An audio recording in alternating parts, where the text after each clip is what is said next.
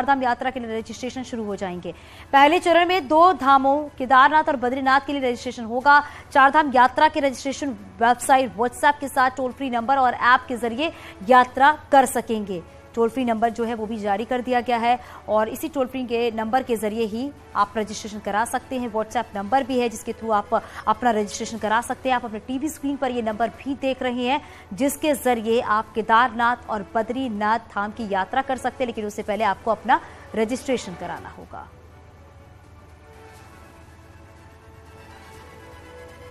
केदारनाथ धाम के कपाट खुलने की तिथि घोषित होने के बाद प्रशासन ने भी चारधाम यात्रा की तैयारियां तेज कर दी है। रुद्रप्रयाग जिला मुख्यालय में बद्री केदार मंदिर समिति के अध्यक्ष अजयेंद्र अजय ने डीएम, एसपी समेत सभी जिला स्तरीय अधिकारियों की यात्रा तैयारियों को लेकर बैठक ली है, जिसमें सभी अधिकारियों को मार्च के अंत तक सभी काम पूरे करने के निर्देश भी दिए गए। वहीं पुलिस ने संभावित भीड़ को देखते हुए नए पार्किंग स्थल बनाने की भी बात कही है।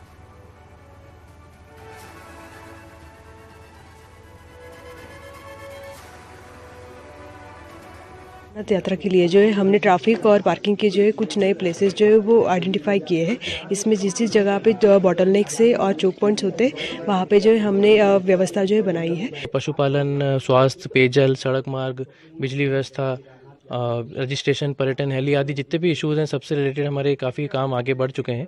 कि इस वर्ष भी बड़ी संख्या में तीर्थयात्री, श्रद्धालु, पर्यटक हमारे प्रदेश में आएंगे, तो उस समय जब भारी भीड़ धामों में रहेगी उस समय हमारे समक्ष क्या चुनौतियां होंगी, उन चुनौतियों का हम निरंतर आकलन कर रहे हैं और उस अनुरूप अपनी जो कार्य योजना है उसको तैयार कर रहे हैं।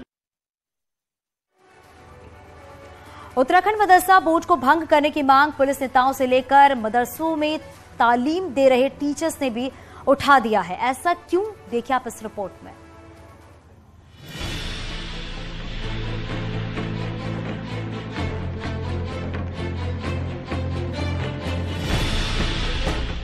उत्तराखंड मदरसे से पढ़ाई कर निकले कई छात्र पछतावे में जी रहे हैं और मदरसा बोर्ड से एफिलिएटेड मदरसों से 10वीं और 12वीं करने के बाद इस पढ़ाई को अपने लिए बर्बादी का कारण मान रहे हैं। दरअसल उत्तराखंड मदरसा बोर्ड को सीबीएसई तो छोड़िए, उत्तराखंड बोर्ड के समकक्ष भी नहीं है। अब कई छात्र ऐसे हैं जो उत्तराखंड ओपन बोर्ड से दोबारा 10वीं की पढ़ाई कर रहे हैं। जी, मैंने स्टार्टिंग में मदरसा बोर्ड से 10th किया था, लेकिन 10th जो मैंने उर्दू बोर्ड से मैंने जो 10th की है उसके बेस पे मैं ना तो पासपोर्ट बना सकता हूँ, ना कोई और मतलब जॉब वॉब के लिए कुछ भी अप्लाई नहीं कर सकते हम। मैंने मदरसा बोर्ड के एग्ज़ाम दिए थे 10th क्लास के, तो उसके बेस पे कुछ हुआ नहीं, तो फिर दोबारा से मैंने 9th क्लास में एडमिशन लिया। फिर 10th में 2 साल, 10th में अब 11th क्लास में हूँ मैं। 2 साल ख़राब हो गए मदरसा बोर्ड की वजह से मेरे। अब यहाँ के टीचर्स और वक्फ बोर्ड भी मानते हैं कि मदरसा बोर्ड की शिक्षा को मान्यता ही नहीं मिली है, तो ऐसे बोर्ड की जरूरत ही क्या है।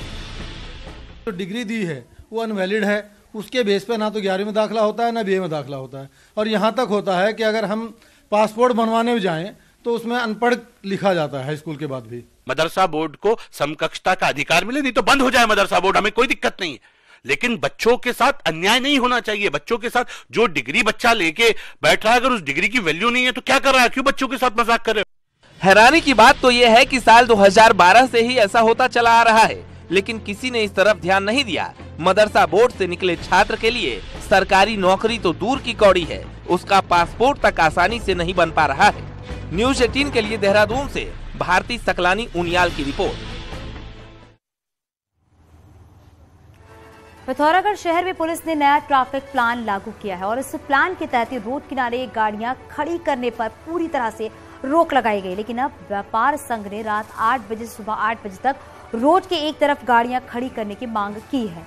व्यापार संघ का कहना है कि रात के समय सड़कों पर ट्रैफिक कम रहता है और ऐसे में अगर कुछ छूट लोगों को दी जाती है तो ट्रैफिक सिस्टम को कोई दिक्कत नहीं होगी, क्योंकि कई लोगों के पास पार्किंग की सुविधा नहीं है।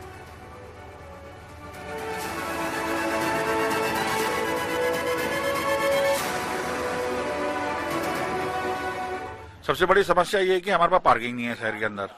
अगर इतनी गाड़ियां, हजारों गाड़ियां ये खड़ी कहाँ रहेंगी। तो हमारा ये कहने का है कि कम से कम जो है रात को आप दिन में आपने जो पद्धति पहले लगाई थी कि सोमवार को एक जगह, मंगल को एक जगह, वो पद्धति रात को 8 बजे से लेकर सुबह 8 बजे तक 12 घंटे कम से कम ये लगा जाए कि लोगों को गाड़ी खड़ी करने के लिए जगह मिल जाए।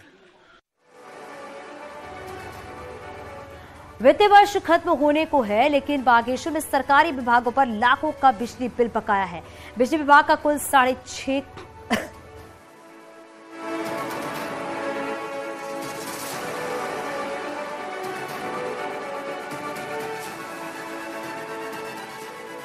6.52 करोड़ अभी बकाया है जो हमें वसूल करना है। तो लगभग 638 ऐसे घरेलू कंज्यूमर हैं जिन पर 4 करोड़ हमारा बकाया है जो हमें घरेलू कंज्यूमर वसूल करना है। उसके अलावा जो सरकारी डिपार्टमेंट है उसमें थोड़ा बड़े बकायेदार मैं आपको बता दूं AML है। देहरादून में कई शॉपिंग मॉल ऐसे हैं जहां पर पार्किंग ना होने से शहर के लोगों को बड़ी समस्या आ रही है। जब भी लोग सामान खरीदने के लिए घरों से बाहर निकलते हैं तो वो पार्किंग ना मिलने के कारण सड़क पर ही अपनी गाड़ियां लाकर सामान खरीदने लगते हैं। ऐसे में शहर में कई बार जाम की स्थिति पैदा हो रही है। वहीं स्थानीय लोगों का कहना है कि शहर में कई जगह पार्किंग व्यवस्था नहीं होने से भी दिक्कतें सामने आ रही हैं। और यहां रुकेंगे छोटे से ब्रेक के लिए।